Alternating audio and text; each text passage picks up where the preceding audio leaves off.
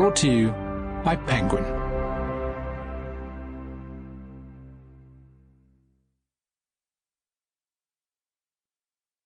The Tyranny of Merit.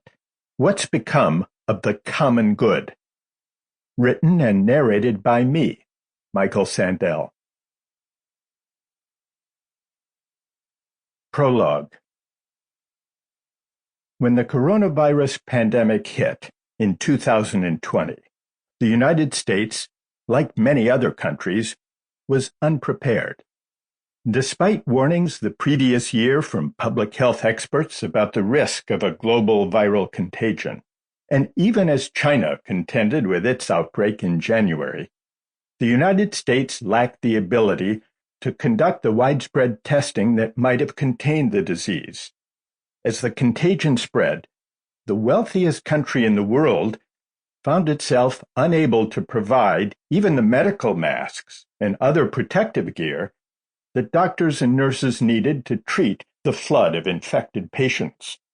Hospitals and state governments found themselves bidding against one another to acquire testing kits and life-saving ventilators. This lack of preparedness had multiple sources. President Donald Trump, ignoring the warnings of public health advisors, downplayed the crisis for several crucial weeks, insisting in late February, "We have it very much under control. We have done an incredible job. It's going to disappear." The Centers for Disease Control and Prevention at first distributed flawed test kits and was slow to find a fix. And decades of outsourcing by American companies had left the United States almost entirely dependent on China and other foreign manufacturers for surgical masks and medical gear. But beyond its lack of logistical preparedness, the country was not morally prepared for the pandemic. The years leading up to the crisis were a time of deep divisions, economic, cultural, political. Decades of rising inequality and cultural resentment had brought an angry populist backlash in 2016. This resulted in the election of Trump, who, shortly after having been impeached but not removed from office, found himself presiding over the gravest crisis the country had faced since the terrorist attacks of September 11th, 2001.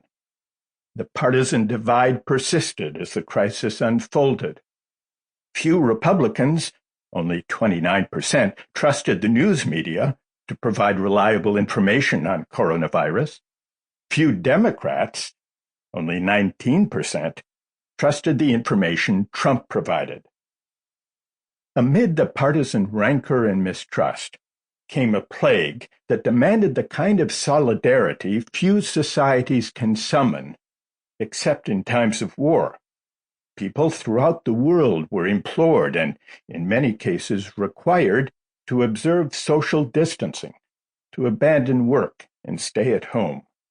Those unable to work remotely faced lost wages and disappearing jobs.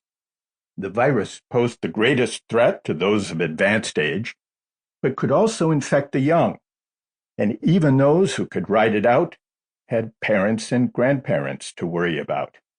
Morally, the pandemic reminded us of our vulnerability, of our mutual dependence. We are all in this together. Public officials and advertisers reached instinctively for this slogan, but the solidarity it evoked was a solidarity of fear, a fear of contagion that demanded social distancing.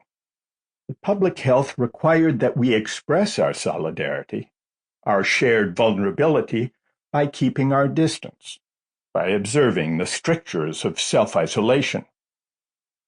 The coincidence of solidarity and separation made sense in the context of a pandemic.